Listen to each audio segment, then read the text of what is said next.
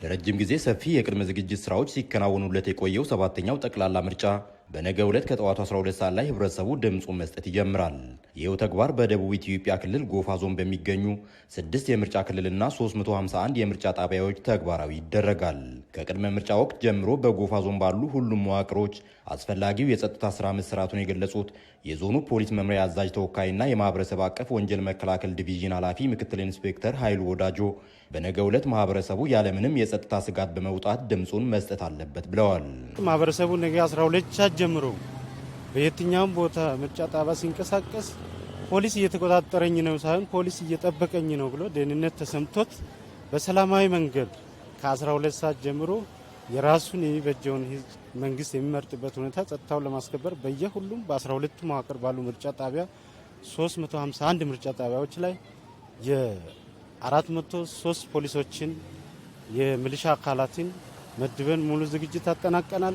ከምርጫ ቦርድ የተላኩ የምርጫ ቁሳቁሶችን የጸጥታ ኃይሉ በእጀባ በማጓጓዝና በምርጫ ጣቢያዎችም አስፈላጊውን ጥበቃ እያደረገ እንደሚገኝ ተናግረዋል። እስካሁንም ከምርጫ ጋር ተያይዞ በዞኑ ምንም አይነት የጸጥታ ችግር አለማጋጠሙን የጎፋ ዞን ፖሊስ መምሪያ አዛዥ ተወካይ ምክትል ኢንስፔክተር ኃይሉ ወዳጆ ገልጸዋል።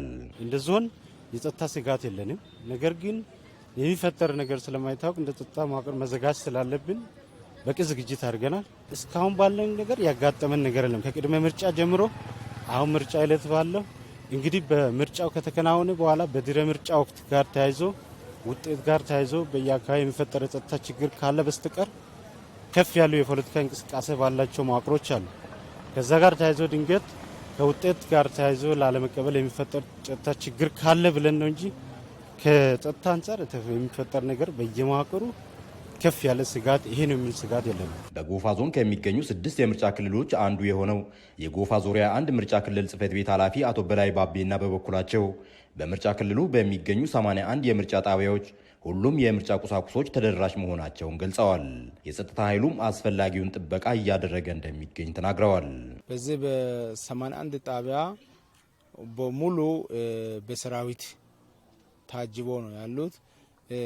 ከሚሊሻዎች አሉ፣ ከሰራዊት ቤት የተመለሱ የተመደቡት አሉ፣ ህዝባዊ ፖሊሶች አሉ። ሁሉም በቃ በየደረጃው በአንድ ጣቢያ ላይ 3 እና ከዛ በላይ ጥበቃዎች ተመድበዋል ማለት ነው። ቁሳቁሶችን በእነዚህ ሁሉ ትላንት ቀን 22 ጀምረን ዛሬ እስከ 3 ሰዓት ባለው አጠናቀቀናል። ሁሉም ቦታ ላይ ተዘጋጅቶ የጣቢያ ባለሙያዎች እዛ ተገኝቶ እቃውን ተረክቦ ሁሉም ጨርሰዋል።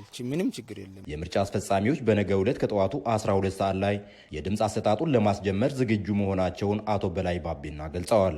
ምርጫ ጣቢያ ባለሙያዎች እዛው ሩቆች እዛ ሄዶ ነው የሚያድሩት። ማድራቸው ተዘጋጅቷል። እነሱም ስልጠና ወስዶ ዝግጁ ናቸው።